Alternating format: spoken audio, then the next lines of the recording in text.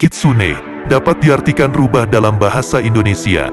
Di zaman Jepang kuno, rubah dan manusia hidup saling berdekatan, sehingga legenda tentang kitsune muncul dari persahabatan antara keduanya.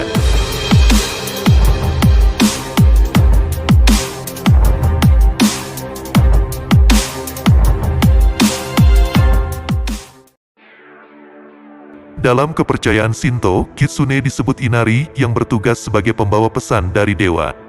Semakin banyak ekor yang dimiliki kitsune, maka usia mereka semakin tua, bijak, dan semakin kuat pula kitsune tersebut.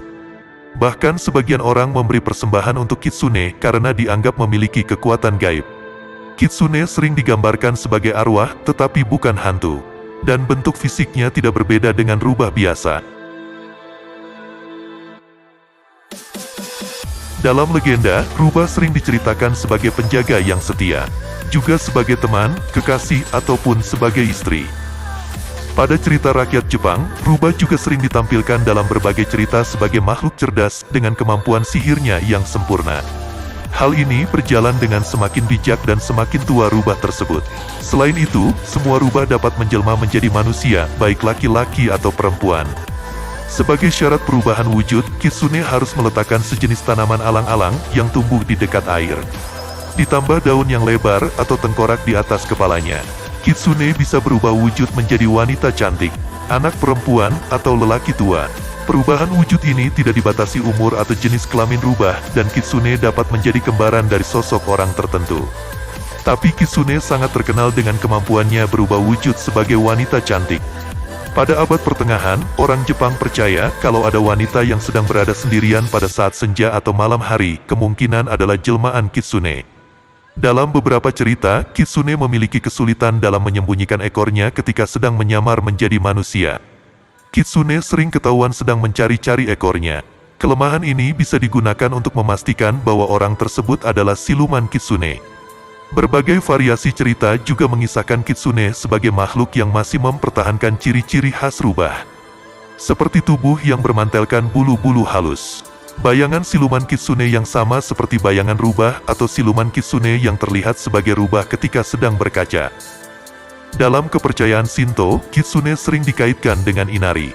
Hubungan antara inari dan kitsune makin memperkuat kedudukan kitsune dalam dunia supranatural. Kitsune mulanya merupakan pembawa pesan yang bertugas bagi dewa inari. Tetapi garis pemisah antara inari dan kitsune makin kabur, sehingga inari digambarkan sebagai seekor rubah. Kuil Shinto yang memuliakan inari disebut kuil inari.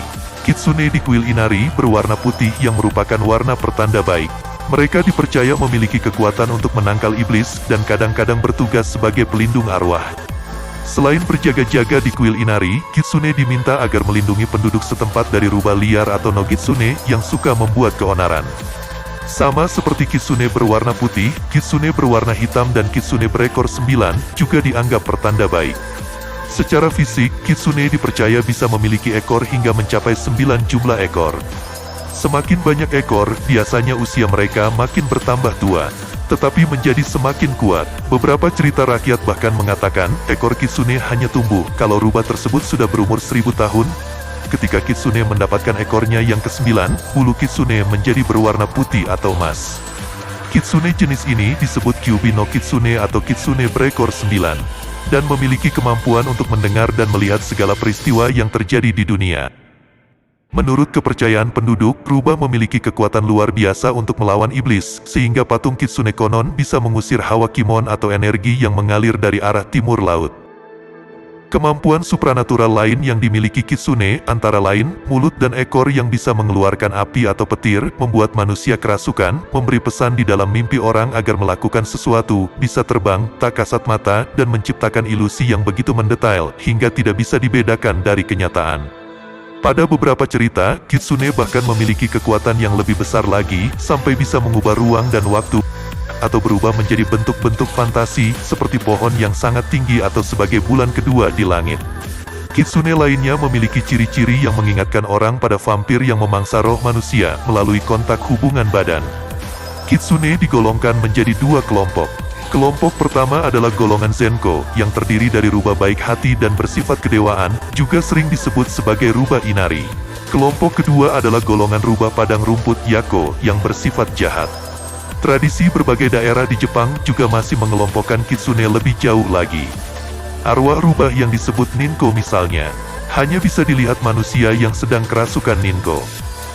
Saat dirasuki ninko, orang tersebut akan terlihat melakukan kegilaan yang sangat aneh. Kadang-kadang mereka tidur-tiduran dengan mulut berbuih dan menyalak seperti rubah. Dan di bagian tubuh orang yang kerasukan, terlihat benjolan yang bergerak-gerak di bawah kulit yang kelihatannya memiliki nyawa sendiri. Orang yang sedang kerasukan kabarnya bisa berbicara dan menulis bahasa yang mereka tidak kuasai sebelum kerasukan. Mereka hanya memakan makanan yang hanya disukai oleh rubah. Upacara mengusir setan sering dilakukan di kuil-kuil Inari untuk membujuk kitsune agar mau keluar dari tubuh orang yang sedang dimasukinya. Di zaman dulu, kalau usaha lembut membujuk rubah untuk keluar tidak berhasil, maka orang yang kerasukan akan dipukuli atau dibakar sampai terluka parah agar kitsune mau keluar. Kalau ada seorang anggota keluarga yang kerasukan, seluruh anggota keluarga korban diasingkan oleh masyarakat. Penggambaran kitsune dan korbannya sering mengikut sertakan benda putih yang disebut bola bintang atau hoshi no tama. Berbentuk bulat atau seperti bawang. Dalam dongeng, permata hoshi no tama berselimutkan api disebut kitsunebi atau api rubah. Di dalam sebagian cerita, hoshi no tama digambarkan sebagai mutiara atau permata yang memiliki kekuatan sihir. Ketika sedang tidak berubah wujud menjadi manusia atau merasuki manusia, kitsune menggigit hoshi no tama atau membawanya di bagian ekor. Permata merupakan simbol yang lazim ditemukan pada Inari, dan rubah suci Inari sangat jarang digambarkan tidak memiliki permata. Sebagian orang percaya, sebagian kekuatan kitsune berada di dalam permata bola bintang ketika kitsune berubah wujud. Cerita lain menggambarkan mutiara sebagai perlambang nyawa kitsune. Kitsune akan mati jika terlalu lama terpisah dari mutiaranya. Orang yang berhasil mengambil bola kitsune, kabarnya bisa menukar bola tersebut dengan kekuatan sihir yang dimiliki kitsune. Dalam dongeng abad ke-12, seorang laki-laki berhasil mengambil bola kitsune dan mendapat imbalan ketika mengembalikannya.